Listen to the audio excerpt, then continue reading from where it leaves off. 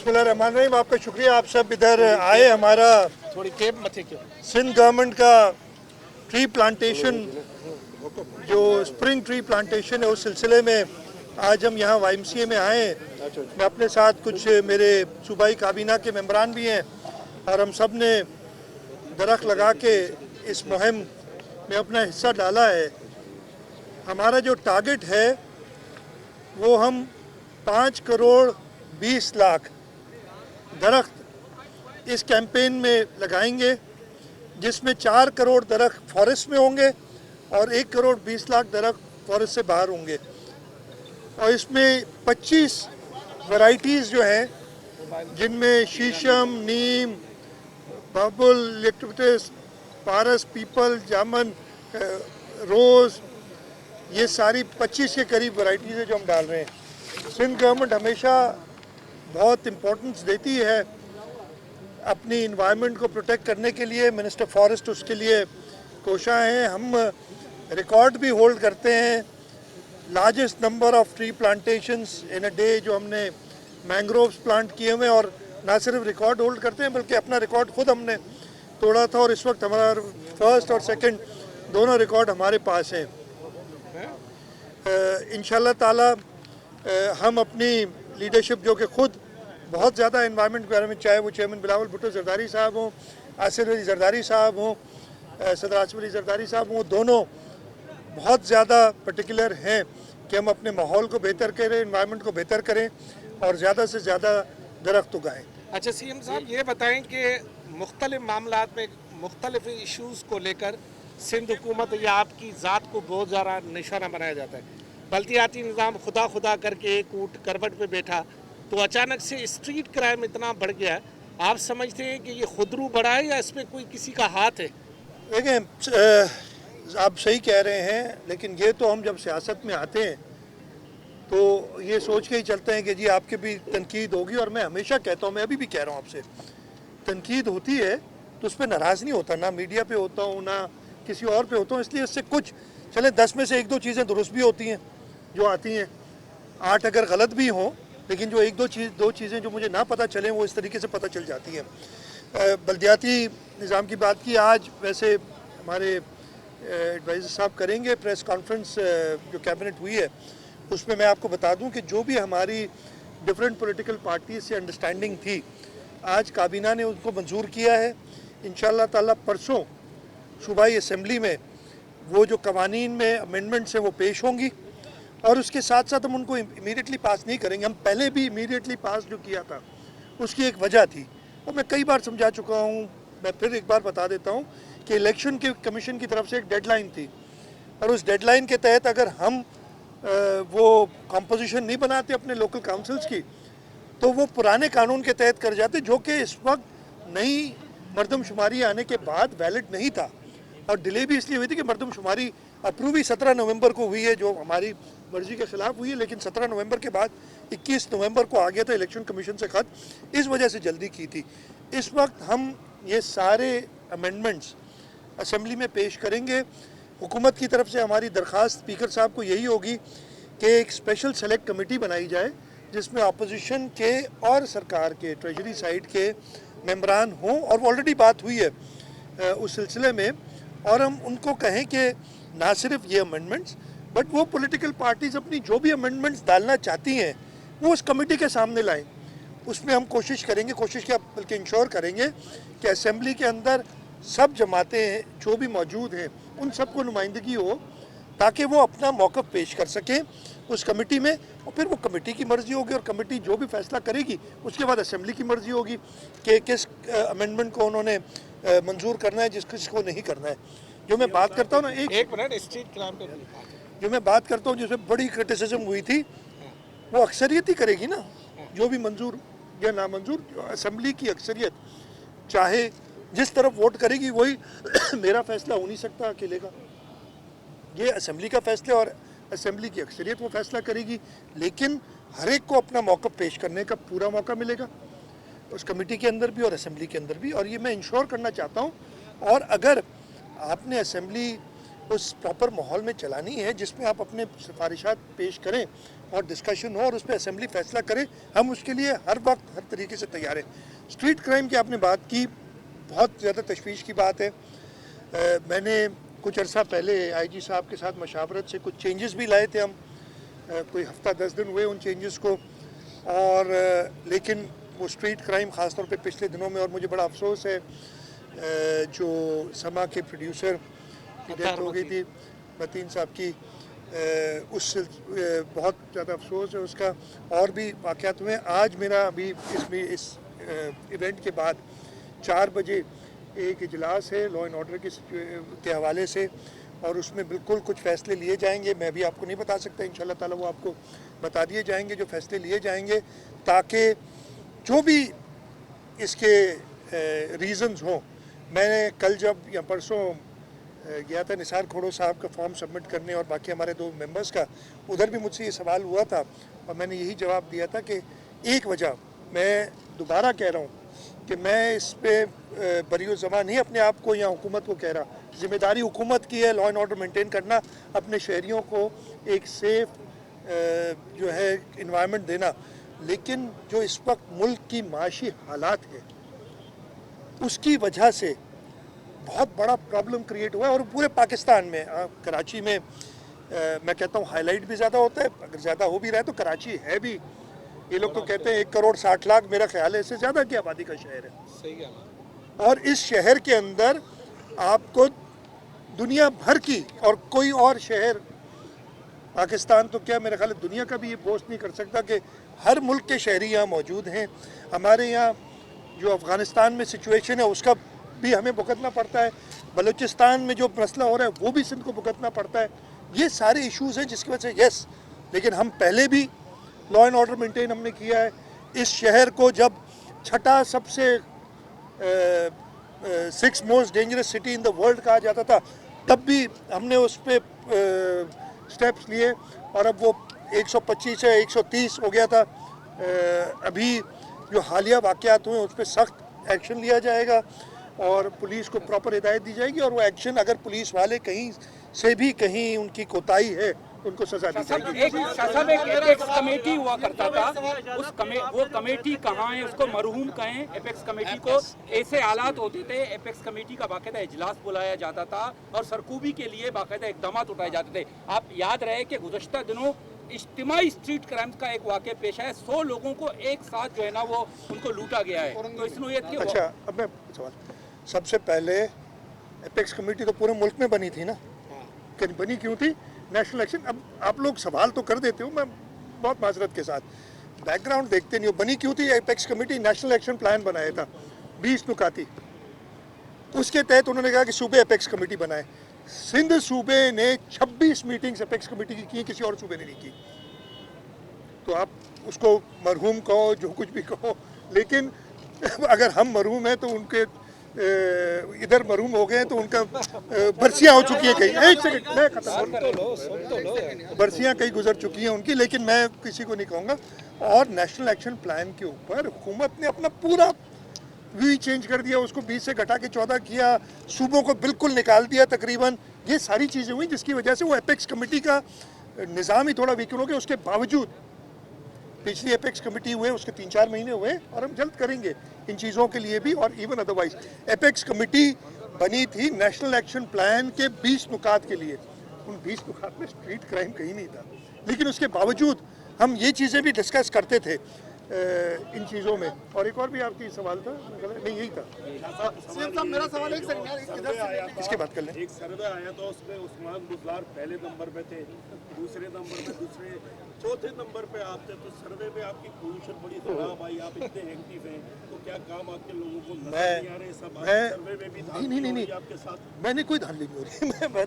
मैं आपको बताऊं, मुझे और मेहनत करने की जज्बा पैदा होता है इस चीज़ों से। अगर मुझे पहले नंबर पे कर दें शायद मैं थोड़ा सा कंप्लेसेंट हो जाऊँ, कंप्लेसेंट यानी मैं सुस्त हो जाऊँ, ढीला हो जाऊँ।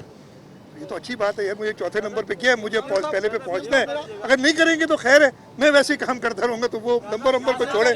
जी कामरान, कराची में लॉ एंड ऑर्डर की सूरत हाल सबके सामने। मेरा सवाल ये है कि क्या कोई ऐसी फोर्स बनाने की तजवीज़ ज़ेर गौर है, जैसे माजी में ईगल स्क्वाड था या लाहौर में डॉल्फिन फोर्स है, कराची में कोई ऐसी फोर्स नहीं है, सिवाय थानों की पुलिस पर ही इंहिसार किया जाता है, तो क्या कोई ऐसी कोई मैंने एक पुलिस से कहा है कि अपने तजावीज़ लेके आएँ और जो भी इस करंट सूरत हाल में हैं उनके तजावीज़ वो लेके सामने पेश करें और हम देखें आज क्या फैसले होते हैं उस सिलसिले में।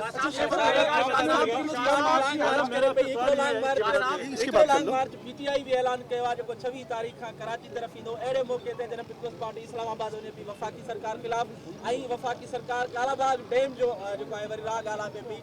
इन लॉन्ग मार्च खे तव्हां कीअं था ॾिसो?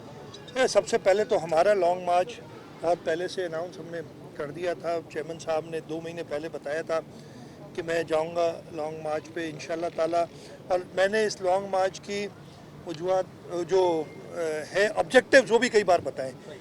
ये कहना कि मुझसे सामने सवाल ये होता है कि हुकूमत गिर जाएगी आपके लॉन्ग मार्च से। इस लॉन्ग मार्च के ज़रिए हम जो लोगों के मसले हैं, जिसमें मैंने हमारे अपने सिंध सूबे के लोगों के मसले हैं वो भी बताएं, जिनमें आपने एक जिक्र किया कि कालाबाग डैम को दोबारा, मुझे बड़ा अफसोस हुआ, मुझे अभी पता पक्का नहीं है, मैंने टीवी पे एक टिकर ज़रूर सुना था एक शख्स का जिसका नहीं भाई एक सिंध के शख्स का मैंने एक देखा था कि कहा गया था कि कंसेंसस पैदा करेंगे। पहले भी किया था मुशर्रफ के दौर। ये कंसेंसस पैदा नहीं होगा भाई। 3 असेंबलियाँ इसके खिलाफ वोट दे, हमारी असेंबली 3 बार एटलीस्ट कर चुकी है इसके खिलाफ रेजोल्यूशन। मैं ख़त्म कर लूँ ये सवाल है। इसके अलावा हमारे जो और इश्यूज़ हैं, मैंने आपसे जिक्र किया था, मेरी फेडरल फाइनेंस मिनिस्टर से बात हुई है, मैं इंतज़ार कर रहा हूँ उनके जवाब का। आज मेरी उनसे दोबारा हमारी कॉल्स मिस हुई हैं 1-2 कि जो 32 अरब रुपए काटे हैं उसका क्या जवाब देते हैं वो।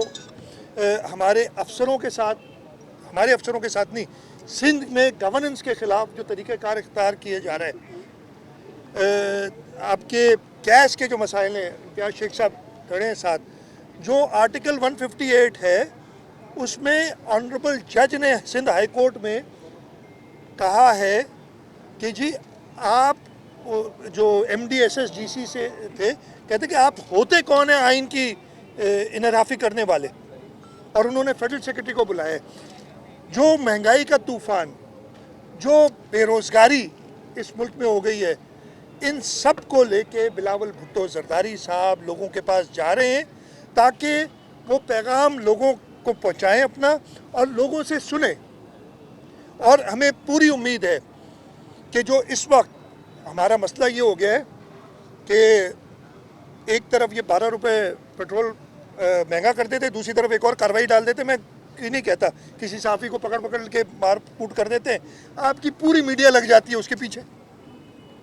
तो ये बिलावल भुट्टो जरदारी साहब जो असल मसाइल हैं इस मुल्क के, वो लेके लोगों के पास जा रहे हैं ताकि आप यानी मीडिया, और मैं मीडिया से मैंने सारे लोगों से मुलाकात भी की थी, मैं आपसे रिक्वेस्ट भी करूंगा कि कोई पर्सनल ये इक़्तिदार लेने के लिए नहीं है कि जी हमें हुकूमत चाहिए। हमें ये लोगों के मसाइल आगाह करने, और मेरा ख्याल है कि इमरान खान नियाज़ी साहब ये मसले हल करने के काबिल नहीं है, और यही पैगाम हम लेके जा रहे हैं कि इमरान खान नियाज़ी साहब को हटना पड़ेगा। ये बहुत क्लियर पैगाम है, बहुत बार कोशिश हो चुकी और ये नहीं होगा। तो ये है, एक कर ले उसके बाद आप कर लो। ये बताइएगा कि आप लोग आज मीटिंग करने जा तो रहे हैं, लेकिन स्ट्रीट की क्राइम की वारदातें इतनी बढ़ रही है कि जफर मजीद के कातिलों को भी गिरफ्तार नहीं किया जा सका, और सुबह ही हमारे साथी रिपोर्टर है उसके भाई को भी गन पॉइंट पर बाहर से लूट किया गया।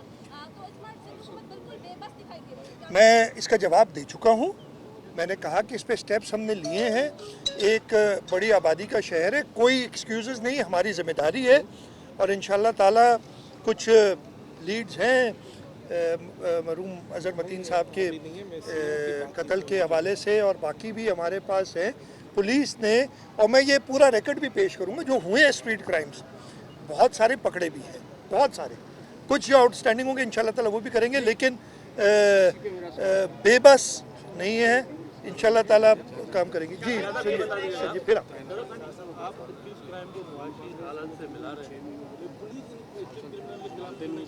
अगर कर रही है तो फिर वो कैसे बाहर चले जाते हैं? दूसरा आपसे सवाल ये है कि आपके पास दाखिला का महकमा भी है, तो ये सारी मलबा आप पे आता है कि वज़ीर आला सिंध कुछ नहीं कर पा रहे क्योंकि वज़ीर। अच्छा मेरी बात सुने, मैंने उसके ऊपर डाला नहीं है, मैंने कहा एक फैक्टर है, और मैंने उसके साथ साथ देखिए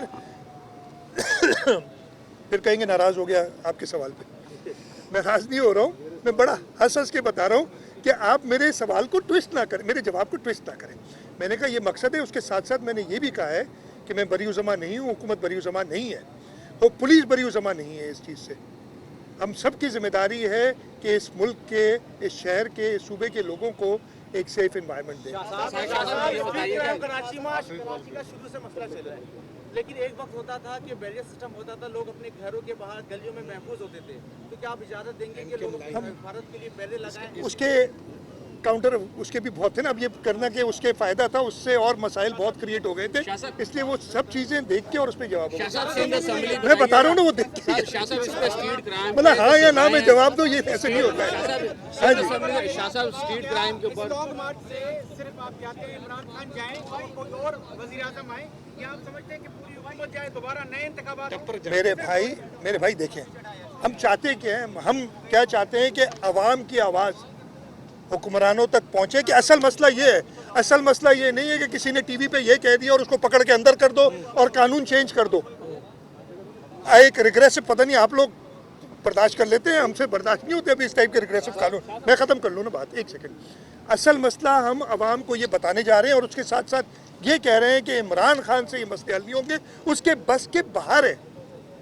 ये मैसेज है। आखिरी सवाल कर लेंगे, आपका तीसरा दौर हो जाएगा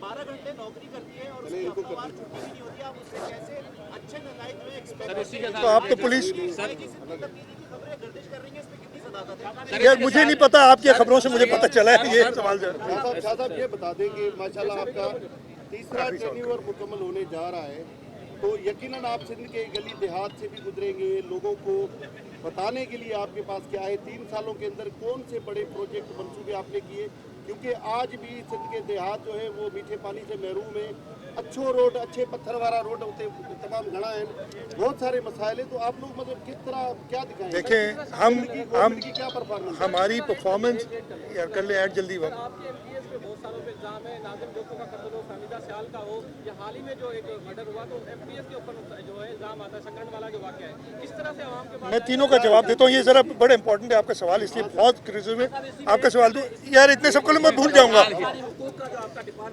मैं भी जवाब देता हूँ भाई, मैं जवाब देता हूँ भाई। आपने जवाब दिया, क्या लेके जाएंगे हम आवाम के पास? 2008 में भी गए, 2013 में भी गए, 2018 में भी गए। हम आवाम के पास अपनी परफॉर्मेंस की बेसिस पे गए।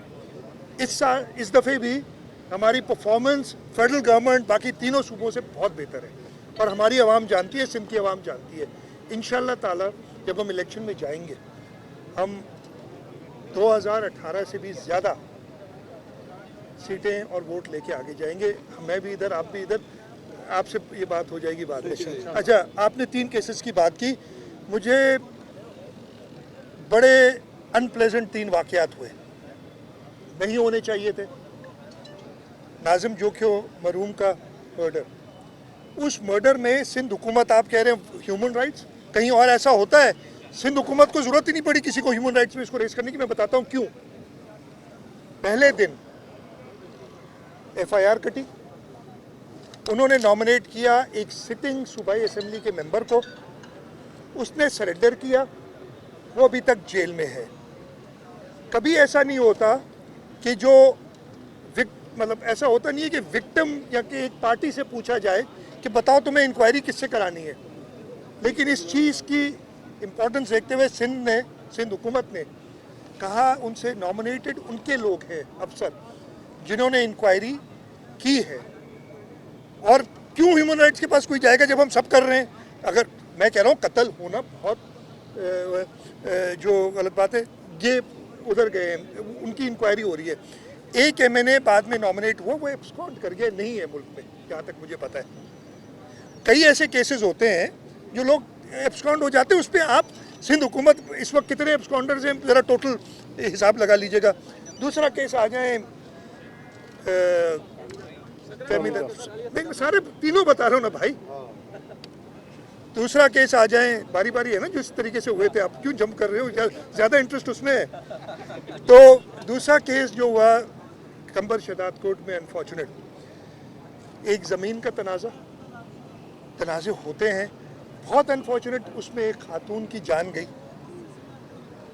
अगेन एक सिटिंग एमपी है, उसके वालिद को उन्होंने नॉमिनेट किया, उसको एफआईआर में नॉमिनेट किया गया।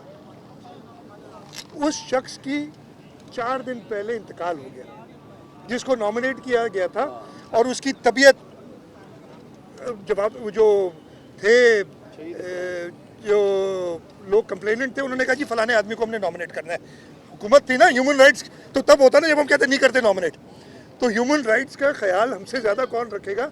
हम वो नॉमिनेट हुए, और उनकी, मैं कल दुआ के लिए भी गया था उनके पास, और मरहूम से मेरी मुलाकात हुई है उनकी। अगर आप लोगों की किसी की मुलाकात हुई जब वो हयात थे, तो उनकी बिल्ड से, उनकी तबीयत से, उनकी सेहत से आप अंदाज़ा लगा सकते थे। वो भी नहीं छोड़ा हमने, इसलिए उन लोगों ने कहा कि नॉमिनेट करो। आप कह रहे ह्यूमन राइट्स। अब आ जाए तीसरा वाक़या, अगेन अनफॉर्चुनेट, नहीं होना चाहिए था। 6 लोग शहीद हुए, उधर कत्ल हुए, एक पुलिस वाला कत्ल हुआ। अगेन ज़मीन का झगड़ा, ज़मीन के झगड़े होते हैं, ये झगड़े होते हैं, पहली बार नहीं हुआ कभी। उधर भी ज़बरदस्ती, जो शख्स न मौके पे मौजूद है, जिस शख्स के भाई की डेथ 2 दिन पहले हुई है, और वो जो है फातिहा लेने के लिए बैठा हुआ है अपने गांव में, उसके लिए कहते हैं कि इसका नाम दो। और एंड में आप सबको पता है, एफआईआर उन्होंने फिर कराई, एफआईआर हुई। बाकी जो लोगों पे हमने कहा जी गलत एफआईआर, इसका आपका कोई नाम दे दे तो ऐसी हुकूमत अगर ना करे तो ह्यूमन राइट्स का इशू बन जाएगा। एफआईआर नहीं हुई। झगड़ा किस चीज़ पे था कि किसी अलिफ ने ज़मीन पे कब्जा किया हुआ था, तो फिर इस अलिफ से ज़मीन लिखवा क्यों ली आपने? ज़मीन जो है वो किसी के कहा कि मैं कहता हूँ आपने मेरी ज़मीन पे कब्जा किया हुआ है, और जब हमारा तस्वीर होता है तो आप वो ज़मीन मुझे लिख के देते, यानी आपके खाते में थी। ये सारी चीज़ें देखिए, ह्यूमन राइट्स। अब उसी केस के अंदर 3 एफआईआर्स हुई हैं। एक जरदारियों के खिलाफ काटी है, जिसमें जो नॉमिनेट किया उन्होंने उसको रखा गया है। एमपीए ना उधर मौजूद था, ना एमपीए को कोई पुलिस इन्वेस्टिगेशन करती, और वो उन्होंने माना। फिर आपके दूसरी एफआईआर 2 भंड कम्युनिटी के लोगों ने एक दूसरे के ऊपर काटी है, उसका तो कोई जिक्र नहीं करता यार। तीसरी एफआईआर फिर पुलिस ने कटवाई है, जो हमारे एएसआई शहीद हुए। तो हर केस को बहुत मैं कहता हूँ ऐसे वाक़े होने नहीं चाहिए, लेकिन सिंध हुकूमत इंसाफ को देखती है। सिंध हुकूमत हर तरीके से, आप लोग उसको जैसे भी आप वो उठाना चाहें, मुझे ये समझ नहीं आती कि आप लोगों को इस पर तो बड़ा सुकून है कि वो पीका के आइन में आपको 5 साल की कैद हो जाएगी, इधर आपने कुछ गलत बात कह दी, उस पर सुकून है सारों को।